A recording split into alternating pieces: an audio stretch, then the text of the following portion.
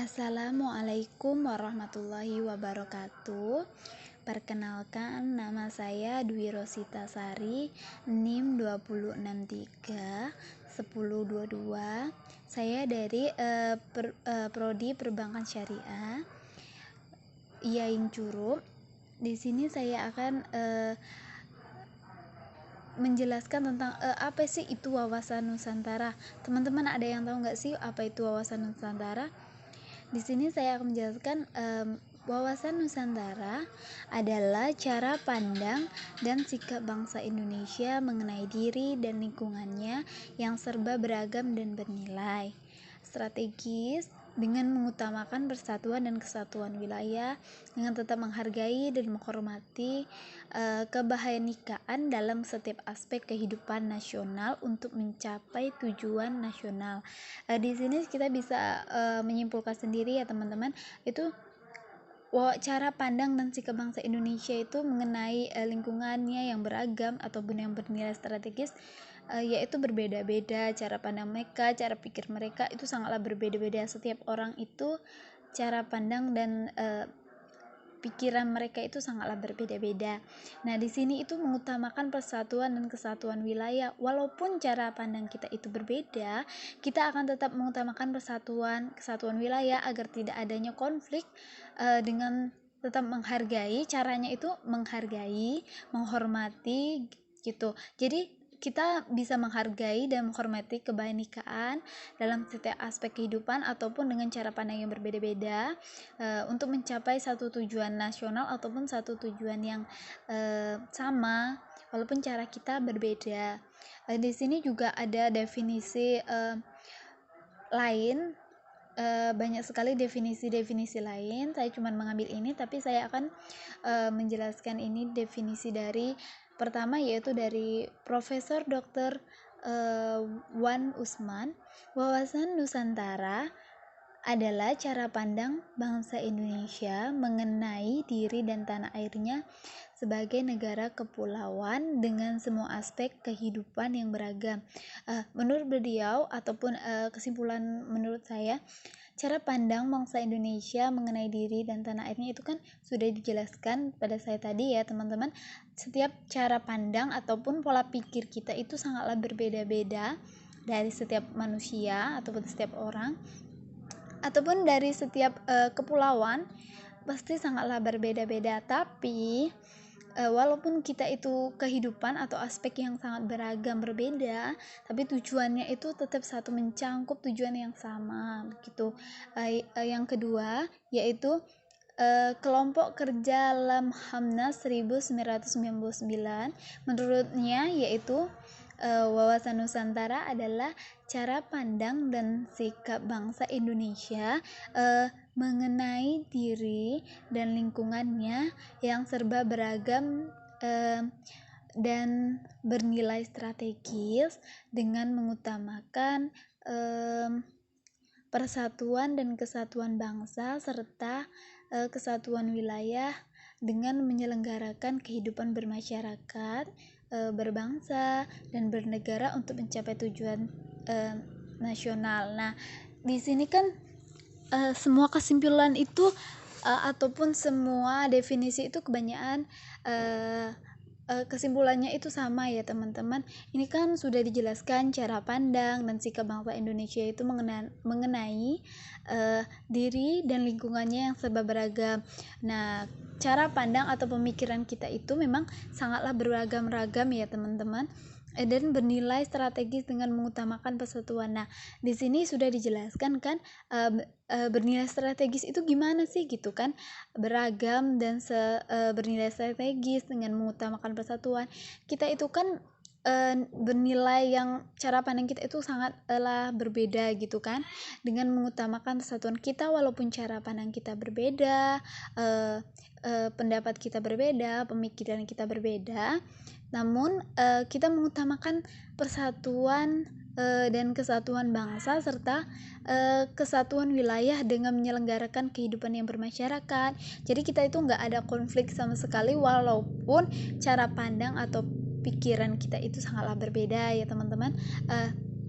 Dan ada banyak lagi Sedangkan untuk pengertian yang digunakan sebagai acuan pokok ajaran dasar wawasan Nusantara atau sebagai goplotik Indonesia adalah ya ini tadi, cara pandang dan sikap bangsa Indonesia mengenai diri dan lingkungannya yang serba beragam, dan nilai strategis dengan mengutamakan persatuan dan kesatuan wilayah dengan tetap menghargai atau menghormati kebainikan dalam setiap aspek kehidupan nasional untuk mencapai tujuan nasional. Oke, itu tadi tentang apa sih itu wawasan Nusantara ya teman-teman.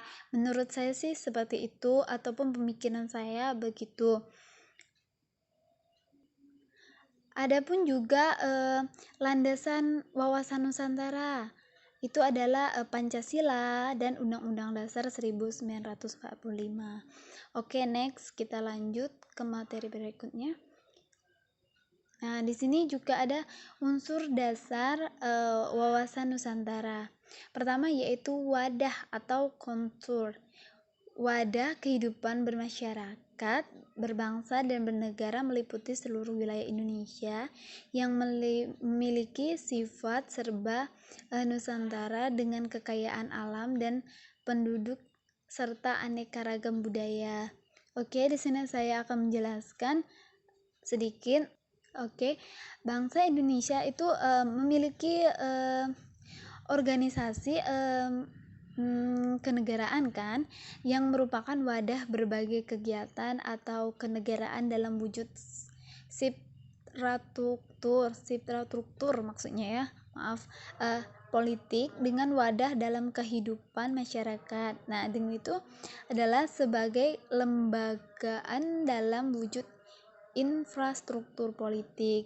Di sini kita udah bisa menyimpulkan ya teman-teman.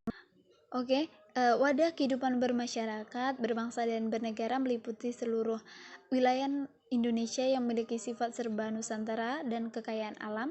Itu sudah kita sudah bisa menyimpulkan kan, memang negara Indonesia ini memiliki sumber daya alam yang paling atau kekayaan alam yang sangat berlimpah. Namun kita itu belum bisa mengelola itu semua kan, jadi kebanyakan itu kita banyak mengekspor ke luar negeri gitu bahan mentah kita kan gitu, dan kita itu negara kita itu sangatlah banyak penduduk juga, kita sudah banyak kekayaan alam, banyak penduduk juga, serta berbagai kegiatan kenegaraan ataupun wujud dari suprastruktur politik itu sangatlah beragam-ragam, dan wadah kehidupan bermasyarakat itu yaitu suprastruktur politik itu adalah wadah dalam kehidupan bermasyarakat, berbagai lembaga dalam wujud maksudnya berbagai kelembagaan dalam wujud infrastruktur politik itu juga kita harus bermasyarakat ya teman-teman, banyak ataupun banyak yang lain gitu kan. Adapun banyak yang lain seperti kan organisasi kenegaraan yang merupakan wadah berbagai kegiatan itu enggak hanya suprastruktur politik aja, banyaklah pemerintahan negara gitu. Oke, yang kedua itu isi. Nah, isi adalah inspirasi bangsa yang berkembang di masyarakat dan cita-cita tujuan nasional yang terdapat pada pembukaan Undang-Undang Dasar 1945. Nah, di sini kita sudah bisa menyimpulkan kan, untuk mencapai aspirasi yang berkembang di masyarakat maupun cita-cita dan tujuan nasional seperti disebutkan di atas, bangsa Indonesia harus mampu menciptakan persatuan dan kesatuan dalam kebainikan dan kehidupan nasional yang berupa politik, ekonomi, sosial budaya, dan HAM. Nah, ada pun juga isinya tentang menyangkut dua hal. Yang pertama, realisasi aspirasi bangsa sebagai kesepakatan bersama dalam pewujudan. Nah, aspirasi bangsa sebagai kesepakatan bersama dan pewujudan itu kan harus kita wujudkan bersama-sama, begitu aspirasinya, pencapaian cita-cita dan tujuan nasional persatuan. Nah, pencapaian negara kita itu kan ataupun cita-cita negara kita itu kan satu tujuan gitu dalam bermasyarakat ataupun dalam setiap masyarakat Indonesia itu inginlah Indonesia itu maju gitu, nggak cuma berkembang gitu. Jadi pengen jadi negara yang maju gitu. Kedua yaitu persatuan dan kesatuan dalam Bhinneka yang meliputi semua aspek kehidupan nasional. Oke, nah itu bisa dalam kehidupan bangsa dan bernegara, keberagaman atau pendapat, kepercayaan atau hubungan dan lain-lain itu memerlukan suatu perekat agar bangsa Indonesia itu bersangkutan dapat bersatu guna untuk memelihara keutuhan atau keutuhan negara kan. Suatu bangsa itu dapat menyelenggarakan kehidupan yang tidak terlepas dari pengaruh lingkungannya yang berdasarkan atas hubungan timbal balik ataupun kaitan antara filosofi bangsa ataupun ideologi, inspirasi dan cita-cita yang diharapkan pada kondisi sosial atau masyarakat, budaya atau tradisi dalam alam dan wilayah serta pengalaman sejarah itu sangatlah banyak ya teman-teman. Nah itu juga bisa untuk berkembang dalam masyarakat untuk mencapai ataupun tujuan nasional yang terdapat pada pembukaan undang-undang itu kan bisa kita tuju bersama gitu. Nah di sini kan yang kedua tadi itu persatuan dan kesatuan dalam Bhinneka yang meliputi semua aspek kehidupan nasional. Nah, kan kita bisa jelaskan ya. Nah, kan itu wawasan nasional Indonesia itu kan dikembangkan berdasarkan wawasan nasional secara universal sehingga dibentuk dan dijiwai oleh pahaman kekuasaan atau geopolitik ya yang dipakai oleh negara seperti pemahaman kekuasaan Indonesia, geopolitik Indonesia, dasar pemikiran wawasan nasional Indonesia, dan juga banyak yang lain ya mungkin di sana nanti bisa dicari sendiri kalau untuk yang isi ataupun yang adalah inspirasi bangsa ini ya. Oke, kita lanjut yang ketiga yaitu tata laku. Nah, di sini kan ada dua nih, tata laku batiniyah dan juga tata laku lahiriah ya. Nah, kita akan jelaskan yang tata laku batiniyah. Teman-teman ada yang tahu nggak sih tata laku batiniyah? Ini aku jelasin dikit ya. Tata laku batiniyah yaitu mencerminkan atau jiwa, semangat, mentalitas yang baik dan bangsa Indonesia ya, mencerminkan jiwa, semangat, kita kan mencerminkan semangat kita gitu. Kalau kita itu semangat mengejar cita-cita gitu kan ataupun tujuan kita pasti kita itu bisa mencapainya gitu. Jadi mentalitas kita itu juga baik dari bangsa Indonesia itu terdiri ya. Oke, yang kedua itu tata laku lahiriah yaitu tercermin dalam tindakan, perbuatan dan perilaku bangsa Indonesia. Oke. Kita ini kan cara pandang kita berbeda-beda nih. Jadi tindakan atau perbuatan atau perilaku kita itu harus dijaga banget, apalagi kalau kita itu misalnya ke luar negeri gitu kan, kita kan membawa nama bangsa tuh, nama negara kita, jadi kita tuh harus menunjukkan kalau negara itu kita itu berbeda gitu kan. Udah itu perbuatan atau perilaku kita itu harus baik sama orang, jangan yang tidak gitu kan, pokoknya harus baik gitu. Oke, next kita lanjut ya teman-teman. materi berikutnya. Nah, di sini ada hakikat wawasan Nusantara nih, teman-teman. Hakikat wawasan Nusantara adalah keutuhan Nusantara atau nasional dalam pengertian cara pandang yang selalu utuh menyeluruh dalam lingkup Nusantara dan demi kepentingan nasional. Nah, oke, berarti itu setiap warga bangsa negara Indonesia ataupun aparatur negara harus berpikir, bersikap dan bertindak secara utuh ya, atau menyeluruh maksudnya menyeluruh dalam lingkup dan demi kepentingan bangsa, termasuk produk-produk yang dihasilkan oleh lembaga-lembaga negara. Nah, itu kan seperti itu maksudnya untuk hakikat Nusantara, wawasan Nusantara ya.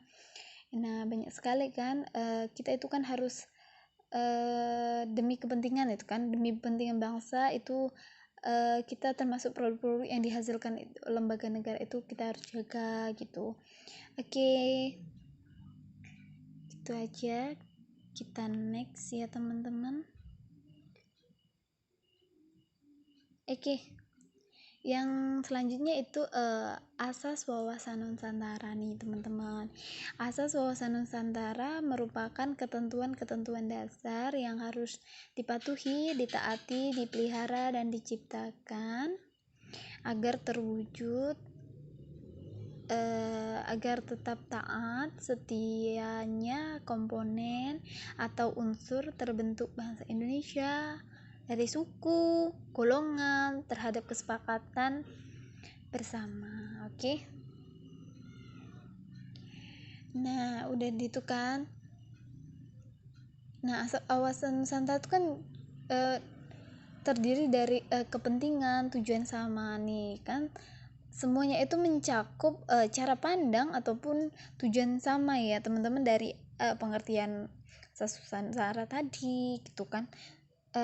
Ini membahasnya pasti satu tujuan gitu.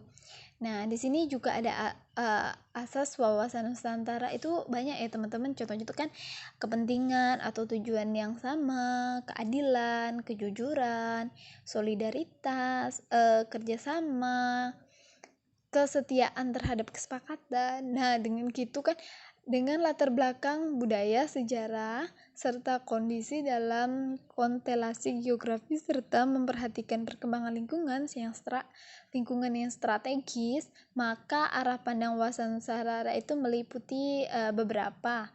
Contohnya itu yang pertama yaitu ke dalam. Bangsa Indonesia harus peka dan berusaha mencegah, mengatasi sendiri mungkin faktor-faktor ataupun penyebab timbulnya disintegrasi bangsa dan mengupayakan tetap terbina gitu dan terpelihara ataupun persatuan dan kesatuan kita itu tetap terjaga agar tetap seimbang gitu, nggak ada konflik gitu. Walaupun memang zaman sekarang itu banyak sekali konflik ya teman-teman ya. Tujuannya itu kalau yang ke dalam itu tujuannya adalah menjamin terwujudnya persatuan, kesatuan segenap aspek kehidupan nasional, baik aspek alamiah maupun aspek sosial nih kan. Jadi tujuan kita itu untuk mewujudkan persatuan dan kesatuan kan, kita harus mewujudkan satuan dan persatuan nih. Oke. Nah gitu teman-teman, kalau kita mewujudkan persatuan dan kesatuan segenap aspek kehidupan nasional, baik dari aspek alamiah maupun aspek nasional kan, jadi kita memiliki tujuan yang sama gitu walaupun caranya berbeda.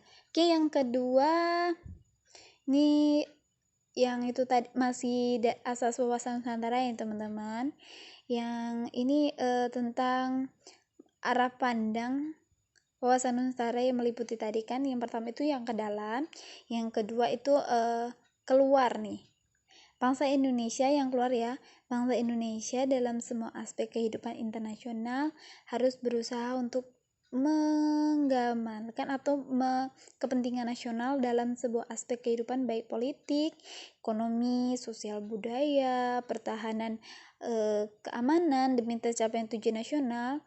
Nah, itu memiliki tujuan ya teman-teman, yang dari keluar tadi itu tujuannya yaitu menjamin kepentingan nasional dalam dunia serba berubah dan ikut serta melaksanakan ketertiban dunia. Nah, kan tujuannya itu demi kepentingan nasional ataupun kepentingan negara kita gitu kan, dalam dunia yang serba berubah.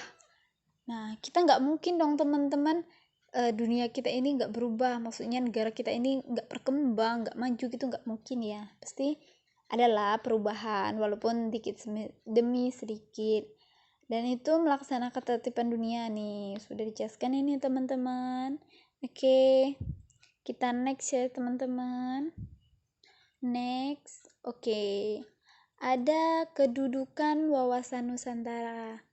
Nih, wawasan Nusantara merupakan ajaran yang diyakini kebenarannya oleh seluruh rakyat Indonesia, rakyat dengan tujuan agar tidak terjadi penyesatan dan penyimpangan dalam rangka mencapai dan mewujudkan tujuan nasional. Nah, tujuan wawasan nasional adalah mewujudkan nasionalisme yang tinggi yang dari segala bidang dari rakyat Indonesia yang lebih mengutamakan kepentingan nasional daripada kepentingan orang per orang ataupun kelompok atau golongan bangsa atau daerah. Nih, oke, teman-teman. Wawasan Nusantara dalam paradigma nasional dapat dilihat dari akhirat atau paradigma nasional dan sebagainya ya teman-teman, yaitu pertama yaitu Pancasila. Nah, Pancasila itu kan dasar negara kita, jadi landasan ideal gitu. Kalau Undang-Undang 1945 itu konstitusi negara, oke? Jadi landasan konstitusional, oke, negara kita.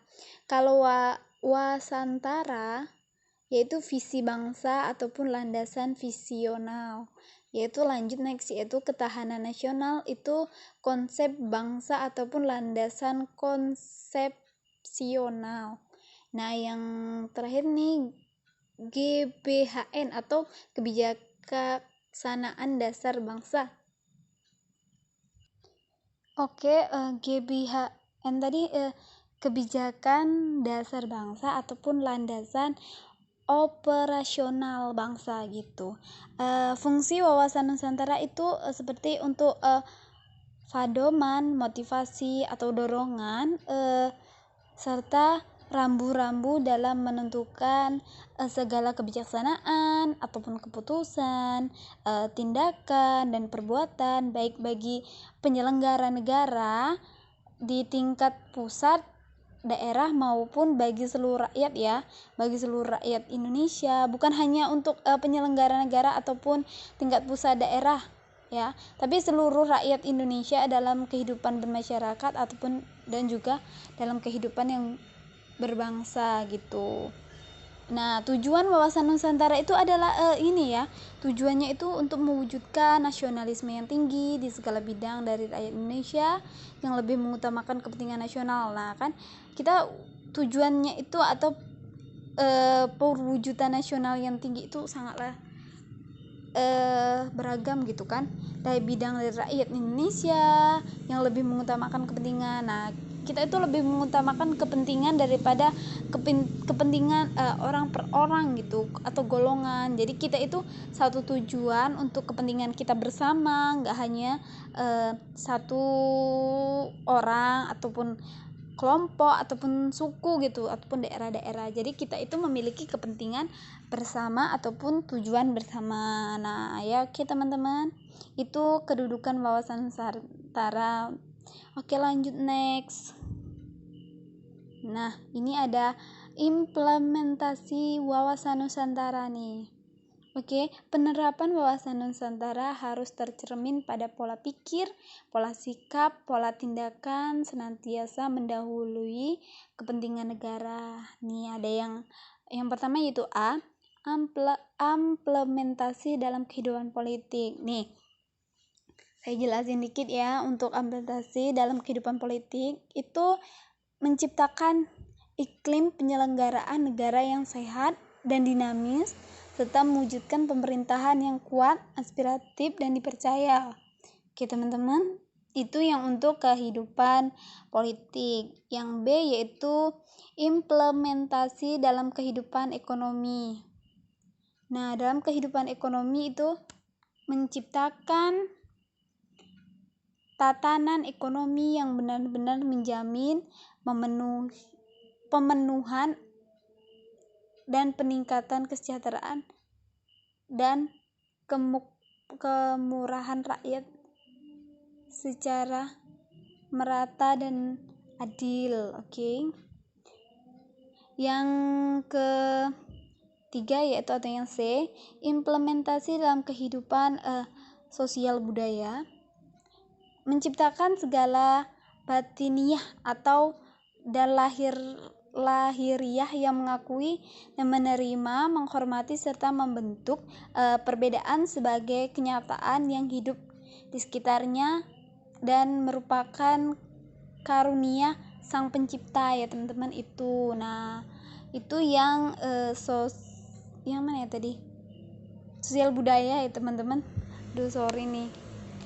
Yang keempat ataupun yang D, implementasi dalam kehidupan pertahanan keamanan nih. Yaitu menumbuhkan kesadaran cinta dan tanah air untuk membentuk sikap bela negara pada setiap WNI. Nah, kan kita itu harus mencintai gitu, mencintai negara kita, membentuk kepercayaan kita gitu kan teman-teman, dan menjamin atau meningkatkan kesejahteraan gitu kan, ataupun keamanan, ataupun menumbuhkan kesadaran cinta tanah air.